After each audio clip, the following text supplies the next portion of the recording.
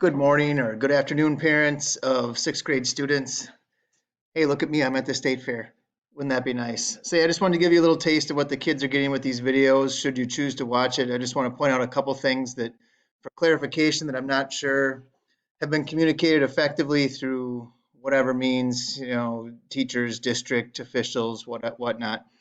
But we are using this one landing page, and I just want to point out a few things. Just a landing page is a way to communicate to kids what they're supposed to be doing and where their assignments can be found and things like that. I'm just going to give you my perspective as the science teacher.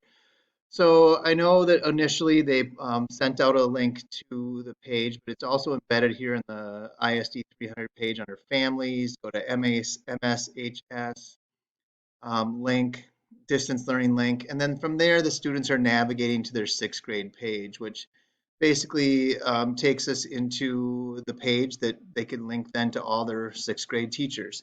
One thing that we did add this week as a way to try to help parents possibly is put these two little links in the upper right hand corner.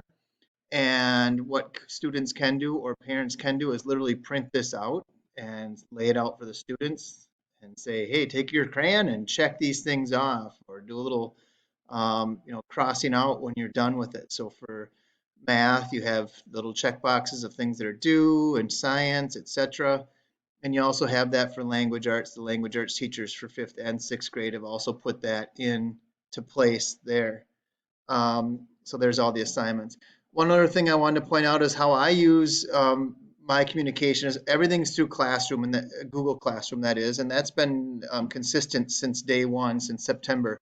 And I have it organized. For instance, this week in science here, when the students go into their Google Classroom, it says week 3, April 13th through 17th, and here's the 5 lessons that are graded this week. And then here's the lessons that were graded last week, and so on.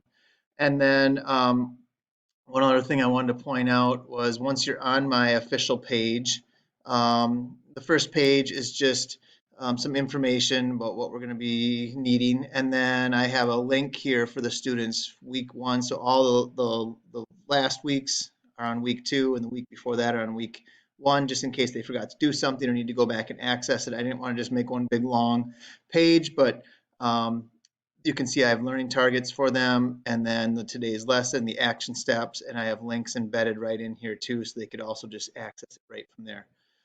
And the third way that maybe you're checking as parents, which I had a parent talk to me this morning and say, hey, it would be helpful if the assignments were put in right away. So I did that. I'm going to start doing that, make that a practice.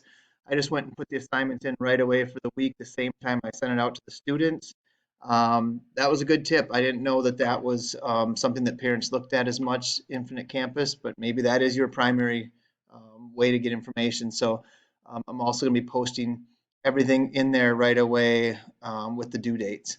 So those are some tips for how we're navigating our world here a little bit. I'm not sure if this was helpful. The video, of course, got way too long, 3 minutes and 20 seconds. But some of you already know this, preaching to the choir. Others maybe not aware of where some of these things are located. So thanks for watching and have a good week.